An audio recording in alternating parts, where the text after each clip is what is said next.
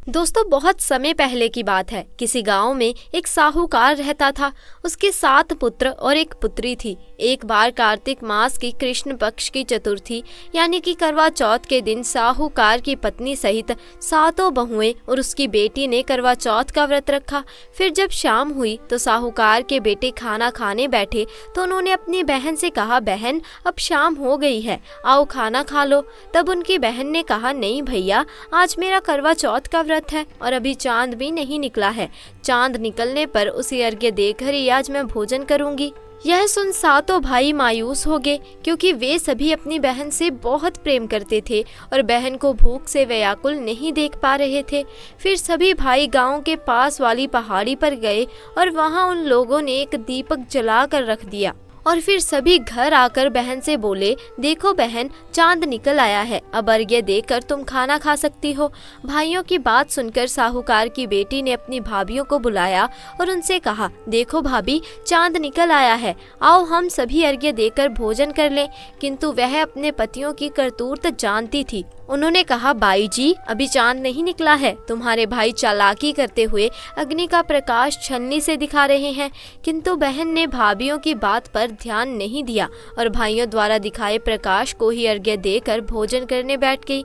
किंतु जैसे ही पहला निवाला खाया उसे छींक आ गई। फिर उसने मन में सोचा कि शायद दिन भर भूखी थी, इसी कारण शायद छींक आ गई। परंतु छींक शांत होने पर जब उसने फिर खाना शुरू किया तो उसमें बाल निकल आया और फिर थोड़ी देर बाद उसके ससुराल से समाचार आया कि उसका पति बीमार हो गया है और उसे जल्द से जल्द आने को कहा है। उधर जब उसकी माँ को यह पता चला, उसने अपनी बेटी को विदा करने के लिए साड़ी निकालने लगी तो उसमें भी अपशगुन होने लगा। जब भी वह साड़ी निकालने के लिए बक्से में हाथ डालती, उसमें या तो काली या फिर सफ़ेद साड़ी ही मिलती। काफ़ी देर तक यही सिलसिला चलता रहा। फिर साहूकार की बेटी माँ से बोली, माँ ये सब रहने दो, मेरे पास समय नहीं है, मैं ऐसे ही जा रही हूँ। फिर वह अपने ससुराल के लिए चल पड़ी।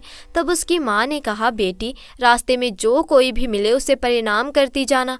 बेटी बोली, ठीक है माँ, और वह अपने ससुराल चल दी। रास्ते में उसे जो भी मिलता वह उसे प्रणाम करती और आगे बढ़ जाती। और फिर जब वह ससुराल पहुंची तो उसे दरवाजे पर अपनी छोटी ननद मिली। साहूकार की बेटी ने उसके भी पांव छुए। तब उसने अपनी भाभी को आशीर्वाद दिया, सदा सौभाग्यवती रहो, पुत्रवती हो। उसके बाद जब वह घर के अंदर गई तो उसने देखा कि उसके पति का शव आंगन में जमीन पर रखा हुआ है और उसे अंतिम संस्कार के लिए शमशान घाट ले जाने की तैयारी हो रही है। फिर वह पति के शव के पास गई और शव से लिपटकर जोर जोर से रोने लगी। उसके बाद जैसे ही लोग उसके पति को ले जाने लगे तो वो चिल्लाती हुई बोली, मैं अपने पति को नहीं ले जाने दूंगी, और जिद करने लगी।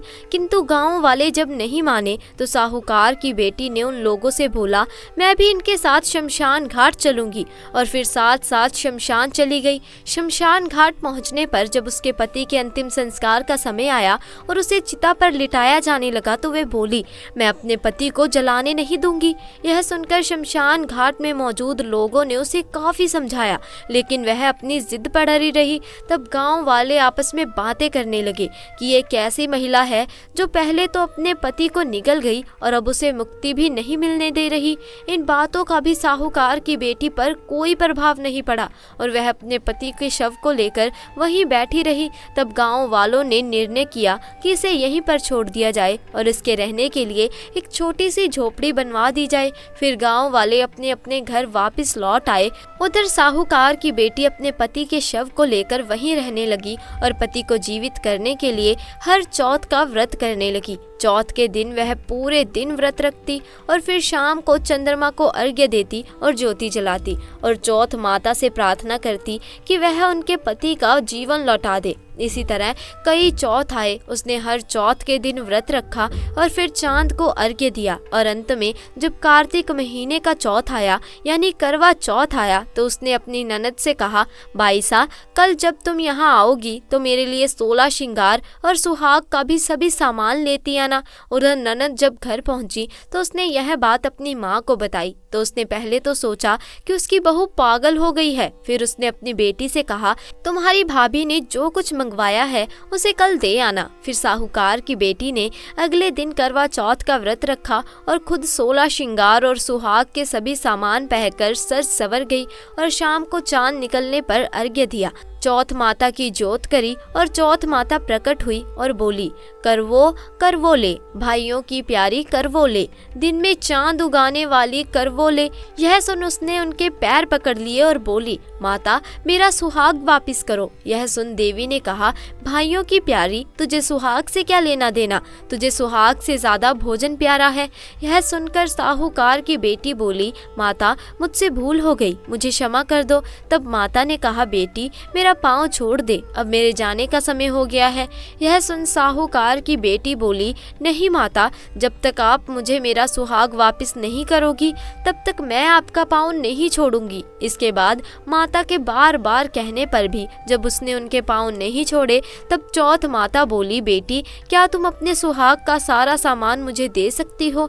तो साहूकार की बेटी ने कहा, माता मैं सुहाग का सामान तो क्या, मैं अपने पति के लिए अपनी जान भी दे सकती हूँ। उसके बाद उसने सुहाग के सारा सामान माता को दे दिया। फिर माता ने अपनी आँख से काजल निकाला, नाखूनों से मेहंदी निकाली, मांग से सिंदूर निकाला और फिर उन्होंने अपनी उंगली उसके पति के मुंह में दे डाली।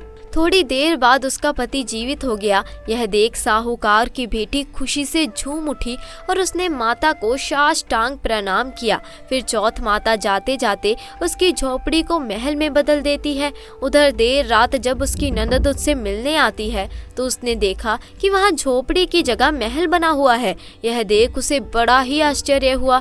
फिर वह डरती डरती उस महल के अंदर गई जहाँ उसने देखा कि उसका भाई जीवित हो गया है। फिर साहूकार की बेटी की नजर जब उसकी ननद पर पड़ी तो वह दौड़कर उसके पास गई और बोली, देखो भाई साहब आपके भाई जीवित हो गए हैं, देखो देखो भाई साहब आपके भाई जीवित हो गए हैं। फिर दोनों गले मिले और रोने लगे। उधर जब उसकी ननद घर आकर माँ से बोलती है कि माँ भाई जिंदा हो गया है तो उसकी माँ बोलती, बेटी लगता है तू भी अपनी भाभी की तरह पागल हो गई है। ये सुन बेटी बोली, नहीं माँ मैंने देखा है, भाई सच में जिंदा हो गया है और भाभी ने आपको गाजे बाजे के साथ आने को कहा है। और उसके बाद सभी घर वाले गाजे बाजे के साथ अपने बेटे को लेने पहुंचे और वहां पहुंचकर जब साहूकार की बेटी की सास ने देखा कि सच में उसका बेटा जिंदा है तो वह अपने बहू के पैर छूने लगी। यह देख बहू बोली, माँ आपका बेटा वापिस आ गया। सास बोली, बेटी तुम धन्य हो, मैंने तो साल भर पहले ही अपने बेटे को मरा हुआ समझ लिया था, किंतु तुम्हारी तपस्या के कारण वह साल भर बाद फिर से जिंदा हो गया है। तो करवा चौथ की कथा दोस्तों आज यहीं पर समाप्त होती है। किंतु गेहूं के 13 दाने दाएं हाथ में लेकर ही कथा सुने और कथा सुनने के बाद अपनी सासू जी के चरण स्पर्श करे और करवा उन्हें दे दे। पानी का लौटा गेहूं के दाने अलग रख ले। रात्रि में चंद्रोदय होने पर पानी में गेहूं के दाने डालकर उससे अर्घ्य दे, फिर भोजन करे। तो दोस्तों उम्मीद है आपको हमारी आज की ये कथा पसंद आई होगी। अगर आपको आज की कथा पसंद आई तो वीडियो को लाइक करें, शेयर करें और चैनल को सब्सक्राइब करें। जल्द मिलेंगे ऐसी ही नई जानकारी के साथ, तब तक के लिए आपका बहुत बहुत धन्यवाद।